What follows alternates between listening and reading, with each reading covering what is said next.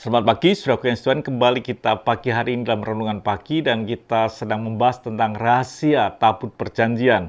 Dan kemarin kita telah membahas dan hari ini kita sedang membahas tentang kembalinya tabut perjanjian.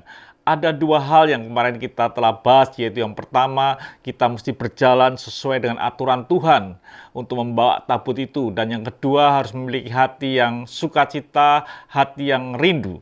Dan bagian yang ketiga ini, kita akan melihat apa yang harus kita miliki ketika kita sedang berjalan dengan tabut perjanjian. Tapi saudara yang Tuhan, saya mengingatkan saudara, kenapa saya bicara setiap kita adalah orang yang sedang berjalan dengan tabut perjanjian Tuhan. Bukan dengan gambar atau mungkin bentuk yang seperti zaman dahulu, di mana ada satu kotak besar, bukan itu. Dikatakan dalam firman Tuhan, atau tidak tahukah kamu bahwa tubuhmu adalah bait Roh Kudus yang diam di dalam kamu, Roh Kudus yang kamu peroleh dari Allah, dan bahwa kamu bukan milik kamu sendiri, bahwa adanya tabut Tuhan sebenarnya di dalam hati kita, di dalam kehidupan kita, ketika kita memiliki atau mengambil keputusan memilih Yesus sebagai juru selamat, maka di dalam hati kita ini adalah ada tabut Tuhan, yang dimana kita sedang berjalan dengan Dia. Karena kita apa? Karena kita adalah imamat rajani. Dikatakan dalam 1 Petrus 2 ayat 9.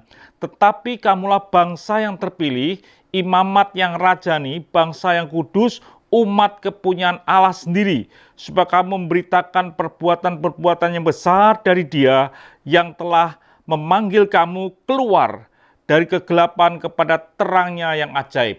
Jadi setiap kita ini adalah imamat rajani yang sedang berjalan dengan Tuhan, menjadi saksi Tuhan.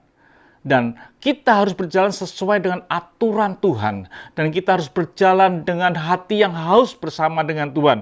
Itu yang harus kita miliki, saudara Tuhan. Di bagian ketiga ini bukan sekedar kita haus. Dikatakan di dalam 2 Samuel 6 ayat yang ke-13. Apabila pengangkat-pengangkat tabut Tuhan itu melangkah maju 6 langkah. Dikatakan 6 langkah. Maka ia mengorbankan seekor lembu dan seekor anak lembu yang gemuk. Coba perbayangkan bahwa setiap 6 langkah ada korban yang dikorbankan, yaitu dikatakan seekor anak lembu yang gemuk. Dan seekor lembu, ini sesuatu yang luar biasa.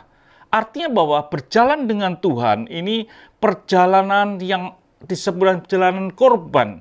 Kita tidak akan pernah bisa berjalan dengan tabut Tuhan kalau kita tidak mengerti apa yang disebut dengan korban. Atau kita tidak mau mengorbankan, kita tidak mau menjadi korban dalam hidup ini. Dikatakan saudara Tuhan di dalam Roma 12 ayat yang pertama.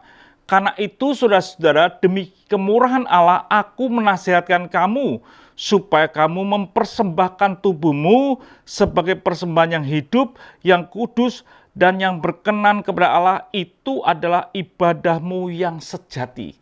Jadi saudara Tuhan, jelas setiap anak Tuhan yang sedang berjalan dengan tabut perjanjian, yaitu berjalan dengan korban. Hidup kita bukannya kita lagi, tapi Kristus yang hidup di dalam hidup kita. Kita sudah menjadi korban, persembahan yang hidup, yang kudus, yang berkenan di depan Tuhan. Jadi kalau kita ingin melihat dan berjalan dengan tabut perjanjian Tuhan, kembali dalam hidup kita, bukan sekedar kehausan, bukan sekedar kita berjalan sesuai dengan aturan Tuhan, tapi harus menjadi korban dalam kehidupan kita. Hidup kita menjadi korban. Saudaraku yang kasih Tuhan, apa itu korban? Korban sesuatu yang dikorbankan dan hangus dan hilang. Itu korban. Korban sesuatu yang tidak bisa dilihat lagi. Sudah hilang begitu saja, sudah hangus begitu saja. Tidak bisa diingat, tidak perlu diingat lagi. Karena sudah dikorbankan. Hidup kita juga demikian. Suatu kehidupan yang tidak perlu diingat. Kita ini adalah milik daripada Tuhan, bukan milik kita.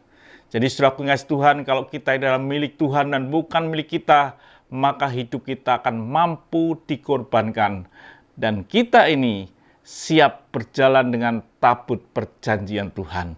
Dan kita tahu, tabut perjanjian Tuhan akan membawa kita sampai ke tempat yang Tuhan inginkan. Tuhan berkati, biarlah hidup kita adalah hidup yang siap berkorban. Haleluya, mari kita berdoa. Terima kasih Bapa untuk hari ini, biarlah hidup kami menjadi korban ketika kami berjalan dengan tabut Tuhan. Terima kasih Bapa, dalam nama Tuhan Yesus Kristus kami bisa berdoa dan mengucap syukur. Haleluya. Amin. Tuhan memberkati.